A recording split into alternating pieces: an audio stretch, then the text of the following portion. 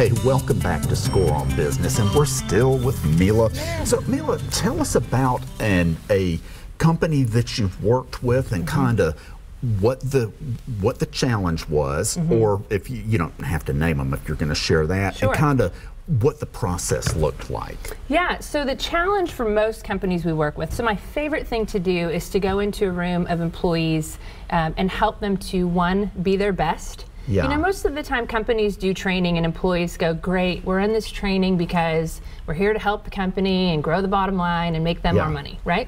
Well, our training is so different. It's such a twofold training, helping them to be better leaders regardless of whether they're there forever or they move, right? So my favorite type of training is when a company has actually established and done pretty well on establishing what their brand is. So they have their core values, they've done that think tank thing. The founders, if there are founders, have stepped in and said, this is who we are.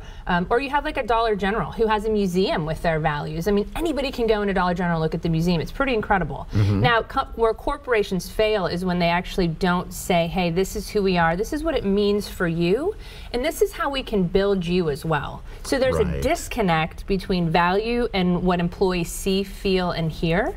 So that's where most companies fail. So they're like, why are retention rates low? Well, because you treat your employees poorly. Like, you're excited about the brand, but they're not because they don't know it.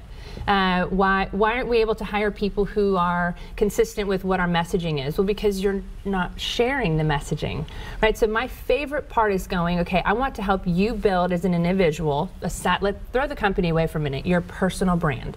And what does that mean for you as a leader? Why is emotional intelligence for you so important? And this would be, in this example, you're talking about a corporation, but you're in the beginning, you're dealing specifically with somebody who's very high up, probably the CEO. 100%. Okay. Yeah. That's always where it starts. What do you think the brand is and what do you think the mission is? Right. And you want to help develop leaders, but you're not doing it because either you're not one yourself or that you haven't really helped them to grow their own gifts. Like, everyone has a gift that someone else doesn't have. Yeah. So that's the favorite training. So being able to come in, engage with the workforce, of course, motivate and inspire, kind of like Tony Robbins, right? And then we go a step further and say, now here's how you can be better. Here are the things that you can do to actually grow. Here are tools. Here are books you can read, right? So, without, you don't need to name who they are, a specific corporate client, what the problem was, if there was one, well, if they were paying you, there was something they wanted to improve. So let's start there. What was,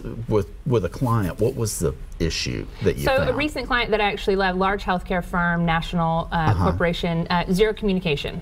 Okay. Yeah, and they've grown and they've purchased other companies and they've merged, and so the cultures are now fighting each other. Right. And they're going, hey, can you come in and help us to sort of fuse or mold the cultures into one versus 5 different ones, where one is kind of rude, the other one is really kind and hearty, a la Southwest, and another one is just straight to the point, direct, right? How do you mold those two? How do you choose which one wins? And so going into that corporation, really understanding their long-term goals, understanding what the brand is, and then communicating that to the employees and trying to get, you know, the high D's over here, the dictator type of personalities, into the heart and bringing it all together so they can start communicating as one, but still keep their individual messages and personal brand. Right. So that's been really fun. So being able to help them do that has been a great So there's the overall brand, and where it's kind of, you know, you got to get with the program or you're out. You're out. Sure. But then also allowing some room for individuality. If they're the healthcare company, if they have to do collections, those aren't always, you know. They're not. So well, what about an individual? Tell us about a specific individual where they weren't getting what they wanted and what.